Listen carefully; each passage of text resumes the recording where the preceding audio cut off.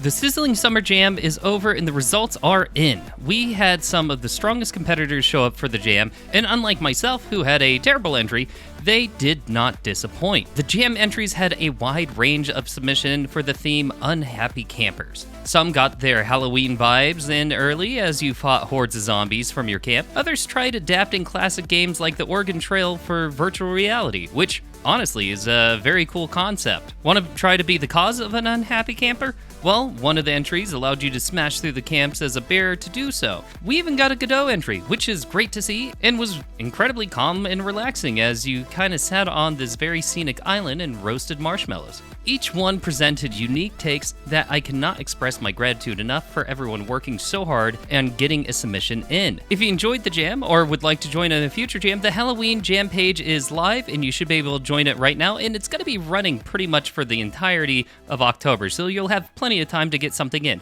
With all that said, let's dive into the first standout. So the first standout I'll mention is Home is Where the Trash Is by Andyman404. This game's unique take on the theme had you fill the role of a poor raccoon who had just been evicted from their home before a big storm. Your goal is to use the trash around you in an alley to build a shelter to house yourself from the coming storm. Now, they've done a few things that are different for VR. First, you control the main character in a third-person view using your controllers or hand tracking, which is great. It can be a little clunky at times, but the fact that they got this working in the first place is pretty amazing. The environment is tiny but detailed, which for a game jam is what you should aim for. The environment feels alive. The sound design is really spot on, and there's a bit of a melancholic lo-fi background playing over the sound of rain dropping on your head. Sadly, this participant ended up getting sick during the jam, so their true vision couldn't be realized, but it's absolutely amazing what they were able to accomplish while under the weather. I guess life reflects art in this case. Life's been hard lately. I had a ton of fun walking around this environment, piling up trash, and trying to build a shelter for myself. I wasn't too successful, but I never pretended to be an architect in the first place. Now I'm forced to camp out on the streets.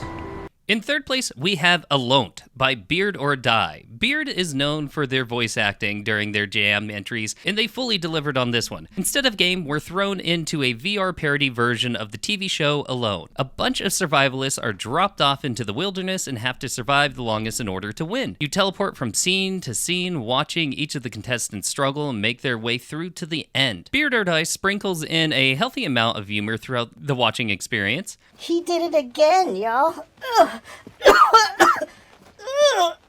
The craziest thing is that this whole experience runs almost 20 minutes long. How they had time to animate all these scenes and do all the voice acting during the jam is a marathon on its own, not to mention the detailed environments without any performance hits.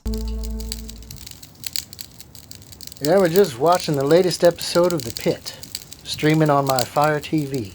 Although the entire experience runs a little long in the tooth, I have to say, the entry itself is incredibly impressive and shows what you can do when you set up a proper framework to animate your scenes and also sync it up with your audio. I'm going to tap out.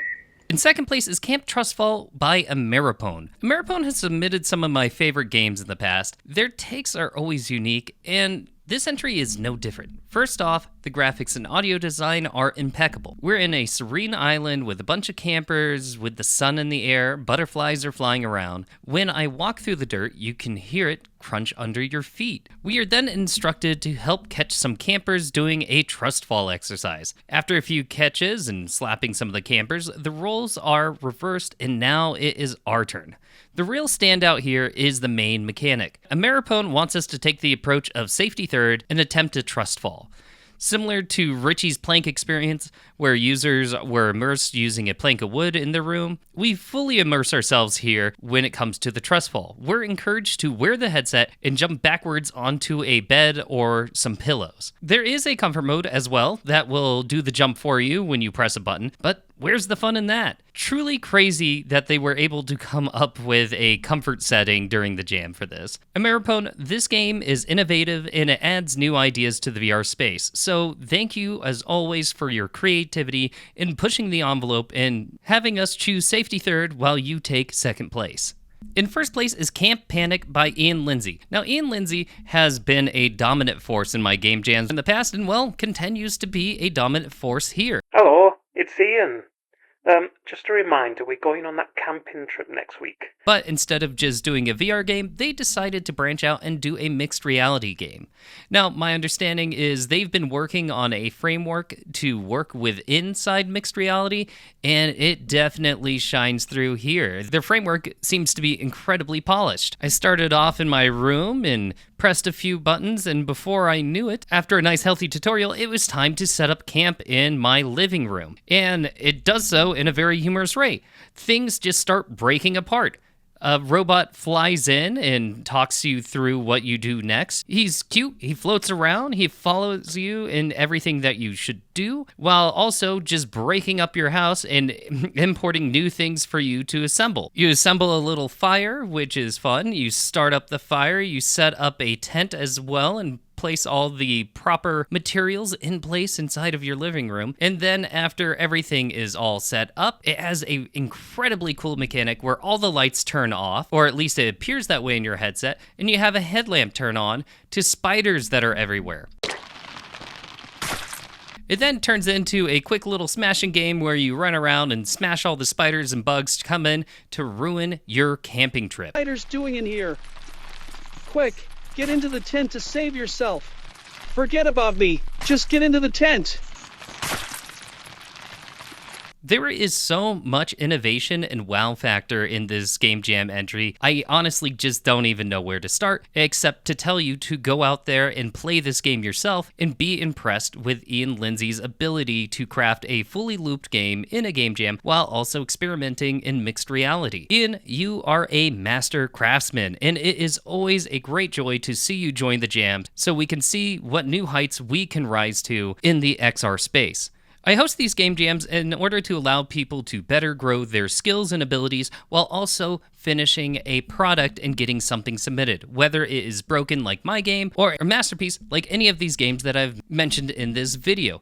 Thank you all for joining. I hope to see you all in the Halloween game jam that is going to be right around the corner. It is my favorite annual game jam that I host.